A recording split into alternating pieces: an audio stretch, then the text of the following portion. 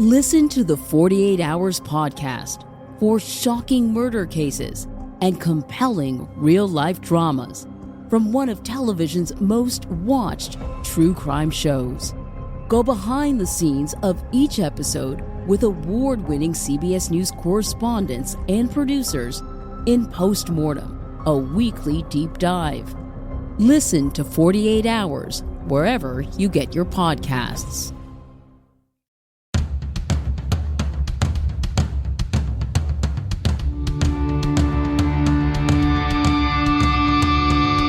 Hey, what's up? This is Sully from Godsmack. Strap on those boots, baby, because you are now in the trenches of the war room with the one and only Mistress Carrie right here on the Mistress Carrie podcast. What's up? This is Joe Rogan, and you're listening to Mistress Carrie. Her hair so lovely. Pretty eyes. Hey, this is Brent from Shinedown, and you're listening to Mistress Carrie. Hey, Carrie, go put your bra on, girl. Hey, this is Steven Tyler, and you be listening to the baddest bitch in Boston, Mistress Carrie. What's up? This is Aaron from Stain, and you're listening to Mistress Carrie. Hi, everybody. This is Dave Grohl from the Foo Fighters, and you're listening to the one, the only Mistress Carrie. Hey, this is David from the band Disturbed, and you're listening to the baddest bitch in Boston, Mistress Carrie. Hi, Bruce Dickinson here from Iron Maiden. Yes, indeed, Miss Whiplash herself, Mrs. Carrie, is here to unchain your brain. Hi, this is Flea from the Red Hot Chili Peppers. You're listening to Mistress Carrie. This is Dennis Leary. You are listening to my favorite, Mistress Carrie. Hey, this is Corey from Stone Sour, and you have the privilege of listening to Mistress Carrie. Oh, God. Oh, yeah.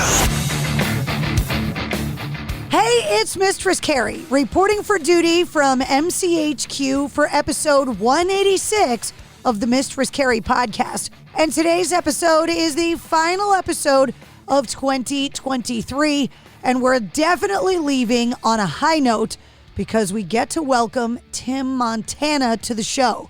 Now, before we get to this week's guest, I want to remind you about everything you can find online at mistresscarrie.com. Not only can you get access to every episode of the Mistress Carrie podcast and every situation report, which comes out Monday through Friday, which is about 5 minutes long and gives you all of your rock and entertainment news, but you also get access to my event and concert calendar with all of the rock shows coming through New England. You can check out my blog, get the links to all of my social media accounts, and get yourself a Mistress Carrie backstage pass on Patreon. And if Santa didn't bring you everything you wanted under the tree, you can also do some after-holiday shopping in the online Mistress Carrie store. Get the details on all that and more at mistresscarrie.com. Tim Montana is an unbelievable musician and singer who you may remember wrote a theme song for the Red Sox with Billy Gibbons from ZZ Top called This Beard Came Here to Party. Well, now Tim Montana is working on new music, and his song The Devil You Know is climbing up the rock charts. And it's perfect timing because he's heading out in the spring on the Tailgate tour with Stained, Seether, and Saint Asonia. He's also going to be at the Big Gig 3 at the DCU Center in Worcester, Massachusetts. That bill will have Asking Alexandria. And on April 30th, the Tailgate Tour takes over the Cross Insurance Arena in Portland, Maine. So I sat down with Tim Montana to talk about his upbringing without electricity, to talk about trying to make it as a country artist in Nashville, and how he found his home in the rock world. We talked about his holiday preparations in Montana with his giant Christmas tree and how he tackles the creative process and songwriting.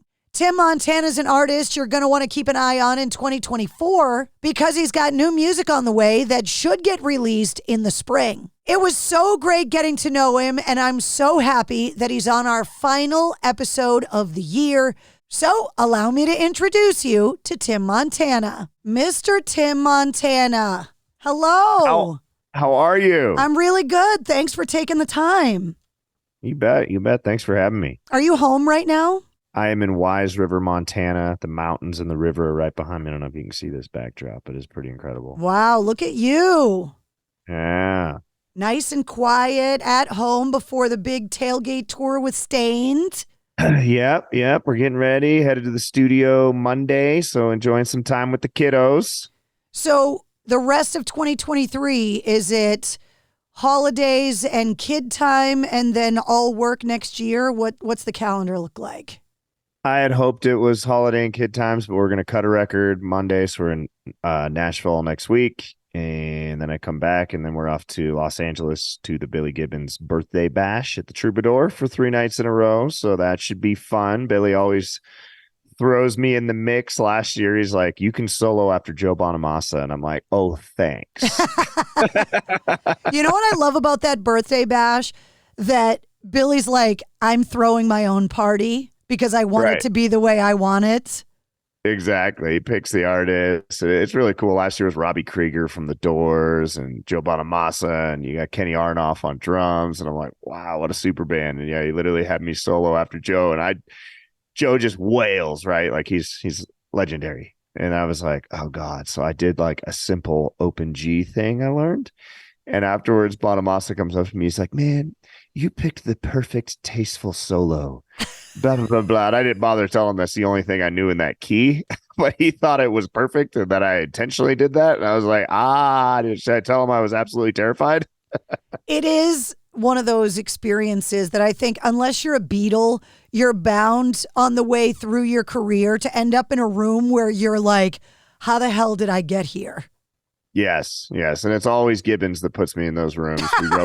We wrote with Chris Stapleton one day, and I was just kind of sitting there like Billy Gibbons to my right, Stapleton to my left. And I'm like, okay, deep breaths, like think about, calming thoughts and just do your job. Are you constantly surrounded by people with majestic beards? Yeah, pretty much. It's a thing. I'm just kind of in the beard group all the time. So facial hair is a big thing. My husband's active duty military, and I know you do a lot of work with veterans, and he swears that when he finally retires, that he's not going to shave for a year. Yeah, that'd be rowdy. What branch is he in? He's a Marine. Oh, wow. Semper Fi. Tell him thank you for his service. I That's definitely amazing. will. Yeah, awesome. Much respect. Mad respect. Yeah, the beard thing, I'm trying to imagine. Remember that thing we played with when we were kids with the magnet? And you could drag the magnet shreds around the face. Yeah. I'm trying to imagine him with a beard, and it's hard. Yeah, I don't have a chin, so this beard, just has to be here to make up for lack thereof chin. And I'm pretty sure I'd have a butt chin if I shaved. And I did. I think the last time I went almost clean was like 23 or 24, and I almost cried for a week. And my wife is like, never again, because I can't deal with you dealing with yourself without a beard. I was going to say, would she even recognize you without it? No, and my kids would probably freak out. I got 4 little kids, so, well, not all little, but yeah. When you head to Nashville, it comes up so often on the show. Being from the Northeast, whenever I thought of Nashville, I always thought of like rhinestones and cowboy boots, and that's where country music is. But rock music has kind of invaded Nashville and like almost taken over the town. It's unreal how much rock music is coming out of there now. Yeah, it's crazy. And I was just in LA doing the Matt Pinfield Power Hour down there. And, we went on Sunset. I went to college there in like 2003 and 4, and Sunset Boulevard was packed and rock stars were everywhere. And I went down there and it was like dead. And I'm like, and I love LA, but I'm like, what happened? And then I go to Nashville and you're like going to a restaurant and Dave Mustaine walks in and I'm like, did they all move here? It's weird. A lot of people did. And it's one of those things where it's like, I didn't understand it until I went there. And like New Orleans, when a city is built on the foundation of music, right, musicians are going to want to be there. Yeah. I went to a party maybe a year ago in Nashville, and Vince Neil, Kid Rock, Dave Mustaine. I mean, I'm just sitting there like, wow, all the rock stars moved here. And I was talking with them, and they're all like, oh yeah, I live in Franklin. Oh yeah, I live here. Oh, I live there. And I'm like, wow, they all moved here. It's wild. I mean, it's Music City. It's not known as Country Music City, even though you think of country music with Nashville, but it's Music City. You got the studios, you got the A-list players, you got all these guys, and it's pretty central to the U.S. to get around, and it's easy to tour out of. All the bus companies are there. And that's what a lot of the bands say, that logistically it just made so much sense. Yeah. So it's definitely Music City in all genres. So. And you're going to be playing with Seether, and Sean Morgan lives there too. Yeah, that's right. Sean lives there. Yeah, we've become buddies via text, and he's a sweetheart. He keeps, I see you on the charts, and texting me all the time. And me, him, and Aaron are, excited to get out on this tour. So they've been very supportive. While I was getting ready for this interview, I saw that to go back to guitar, that you're a self-taught guitarist. And it always comes up on the show when I talk to guitar players, because as a non-musician, I, for some reason, always imagined that you guys all took lessons, read music. And the more I talk to guitarists, the more I learn that's not the case at all. Yeah, it's interesting. I went to guitar school in LA, and I actually got kicked out twice, or failed out twice, because I only took the classes that I thought I needed. And I told people, well, I got a PhD in partying. However, I failed out twice. But I met a blind guitarist from Maine that blew my mind. His name is Johnny Hyland, and he is one of the most gifted musicians to ever walk planet Earth. And he, my brother's blind, and I realized at a young age that when these guys lose a sense, they gain another one. And if they happen to be musicians, I mean, look at Ray Charles, Stevie Wonder, all these guys. And Johnny Hyland's one of those dudes. And I met him in LA right when I was failing out the second time. And he's like, I live in Nashville. And I was like, can I move there and just, watch you play? And I was a terrible student, but I drove him around and just kind of absorbed some of his stuff. And I still can't play 1% of what he can do. But yeah, so I never really, as a kid, I learned on my own. I had one blind guitar teacher. My mom's an interpreter for the deaf. My brother's blind. So I grew up with deaf people, blind people, and just realized their gifts on the other side of, like I said, losing a sense. But yeah, so just kind of self-taught with lessons here and there in between, but I'm too ADD to focus. So I just kind of had to figure it out. One of the radio stations I'm on is in Maine. Oh, wow. So there's people in Maine listening right now. I hope Johnny Hyland's there, man. He gave me my first shot, produced my first record. Love that guy. So when you grow up kind of teaching yourself as a kid the guitar, where did that first guitar come from? Did you find it in a closet in the house? Whose was it? A pawn shop in Kalispell, Montana. And it was a pretty cheap nylon string guitar that got brought home for Christmas one year. And my mom still tells the story. I went to the music store in Kalispell and was like, well, can we fix this up? I've saved like $40. Can I fix up my little guitar? Because I was just playing the heck out of it. And the guy said, I'll tell you how to fix it. Take it out back and smash it. And my mom said, you cried for 3 days straight. Oh. I was like 8 years old at the time. And then a couple of Christmases later, we grew up pretty poor. A couple of Christmases later, a Fender acoustic came around. So I finally got it. And then I got an electric guitar, but we didn't have electricity. So I'd have to start a generator, and I'd have to get Seether to start the old nasty generator to get the amp going. And it's funny because everyone's like, why don't you play acoustic very much anymore? I'm like, hey, it reminds me of poverty. Weird thing. Personal choice. I saw that online that it said you grew up without electricity. And I was like, maybe that's just an internet rumor. I didn't think it was true. No, it's 100% true. I'd have to trim wicks, and we lived very, very remote, and it was wood stove, lanterns, candles, and waking up in the dark because it was such a long commute to school. And but yeah, I hated it at the time because I never got to go to movies. We lived too far out of town to do anything fun, so I was kind of alone. And my friend was the guitar, my friend was music. I didn't really have friends. And but now I look back, I'm like, man, I'm glad I didn't have distractions, because I was really able to hone my craft at a young age and realize that I had the ear for music, and I could hear a song and pick it up on the guitar, which probably came from my late father. He was the only, and I didn't know him. He left when I was like 5, but he was a guy that played saxophone, and apparently was like legendary in the pits of Vegas. And yeah, so I think I inherited his music bug, and now I hear my daughter up in her bedroom. She hears a song she plays, and then can play it on the piano immediately, and I'm like, oh no, she's got it. But she's got up all the time on the show, whether or not it's learned or genetic. Got to be genetic, because none of my siblings, we have different dads, but same mom, none of them play music, so that had to come from dad for sure. I have a theory about music that there's 2 different phases of your musical life. There's the soundtrack to your childhood, which is the music you get exposed to kind of unwillingly. And then there's a moment where you hear something that you decide you like, and everything changes in your musical identity after that. So what was the soundtrack to your childhood? And then what was the first thing you remember going, oh, hold on, I like that? I found a Guns N' Roses tape. We owned a pawn shop in Montana, and my mom would bring home random tapes and CDs. And I found a Guns N' Roses tape that had Mr. Brownstone and Welcome to the Jungle on the other side. And I remember that moment when I was like 5 and I heard the sirens at the beginning of Welcome to the Jungle and the guitar and then Axl screaming. And I was like, whoa.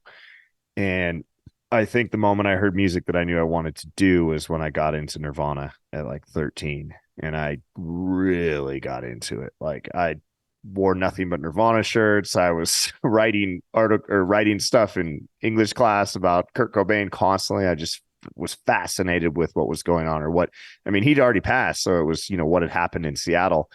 And so that was definitely that moment where I learned every song. And then in 8th grade, I played the pep rally and I played Smells Like Teen Spirit and Sweet Home Alabama. And here I am many years later doing similar music to that to this day, so it's pretty wild that that's such a defining moment. There's a distinct difference between being able to play an instrument and being able to craft a song. So when did you realize you could write songs, and do you remember the first song you ever wrote? I don't know that I remember the first song I ever wrote, but I still to this day, when people ask me to learn to cover, I'm terrible at learning other people's lyrics. So when I was a kid, if I didn't know verse 2, I would spit out verse 2 from my head of my own words. And they drove my mom nuts. She's like, can you learn a whole song? And I'm like, no, I can't, but I can make up verse 2 how I would have chosen it. And I got really good at dropping words out really fast too. I've even done like rap circles where I'll rap with guys and they're like, how do you do that? And I'm just like, I don't know. I just like have words in my head and they fall out because I can't remember the actual words. So that was a very young age. I started crafting my own songs, and I actually have some old tapes where I'd record myself just making stuff up. And that's, when I think about lyrics too long, I feel like they're not as good as when I just spit them out and then I tweak them a little bit. So does it start with the lyric first, or do you start with the riff or the melody first? I prefer riffs and melody, and that is kind of a thing I've battled with a little bit with songwriting, and I've had some success with other artists recording my songs, but I feel like I fall in love with the music first and the lyrics second.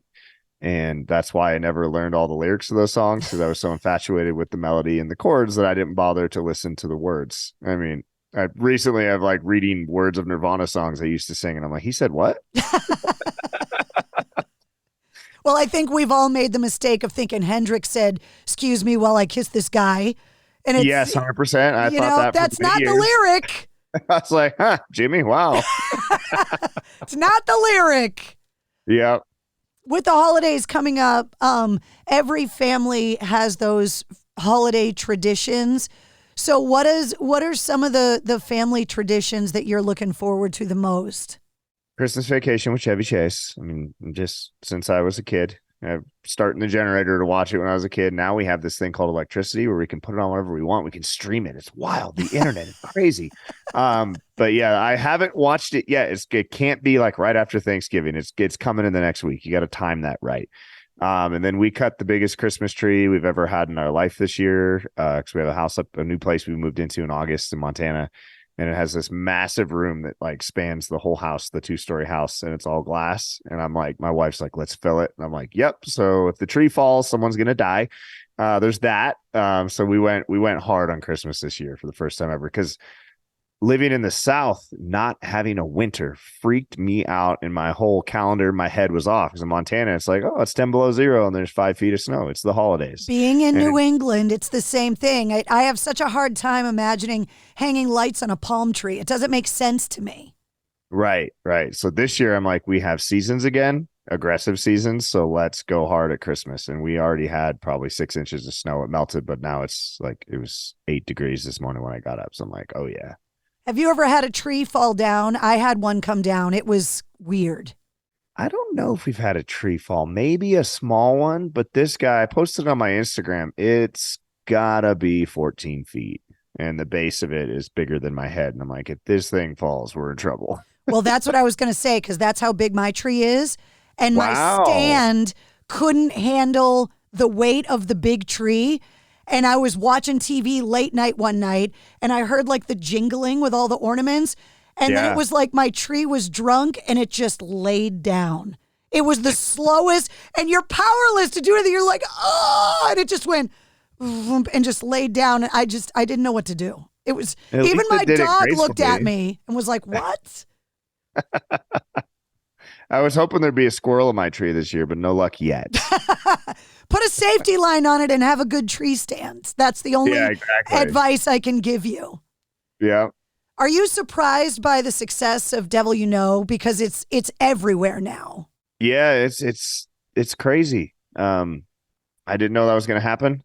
We just kind of cut. No one asked me to go cut this rock track. I just did it because I felt it, and I was like, kind of getting burned out of the Nashville scene. And I'm like, they don't want to let me in. My hair's too long. My beard's too long. You're too rock. Blah blah blah. And I'm like, I'm gonna make a rock song and move to Montana. And literally the day we closed on our property up here is the day I found out I have a radio ad date. And I'm like, what? How is that happening on August 30th, the same exact day we're closing up here?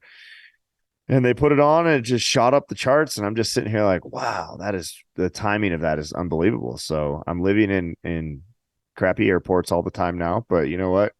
It's worth it. It's worth every minute of it. So I heard the same thing from Jelly Roll on the show about feeling like he wasn't going to have a musical home. And now he's got a musical home. And I don't feel like an alien it kind of being in the country scene for this many years. I just kind of felt out of place all the time. And I'm like, oh, I'm too wild and I can't say this and I'm restricted. And now I'm over in the rock format going, this feels just right. There's weirdos just like me here. And you get to hang out with purple-haired weirdos. Exactly. Yes. My people. Yes. Well, I'm going to see you a couple times. You're going to be at the Big Gig 3 in Massachusetts, which I'm going to be hosting. So I will see you there for sure.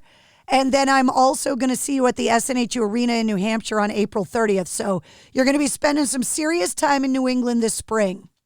Yeah. We were up there a bunch for the World Series for the Red Sox. Me and Billy from ZZ Top wrote their theme song. And I don't watch sports, don't know a lot about baseball.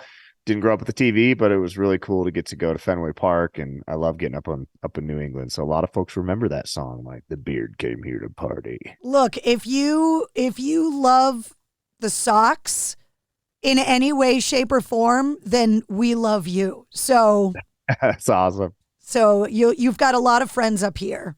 Yeah, I can't wait. It was so nice to meet you. We'll see you in the spring. Enjoy your holidays and your giant Christmas tree. Yes, thank you so much. Enjoy yours, and thanks for having me. And we'll be looking for the new album in the spring, right around the time you hit the road. We're cutting it Monday. It's really heavy. I'm really excited. I don't know the release date yet, but I know we're going to have new music coming by spring. I don't know if it's the full-length album yet. I just, I'm just following orders here, having a blast.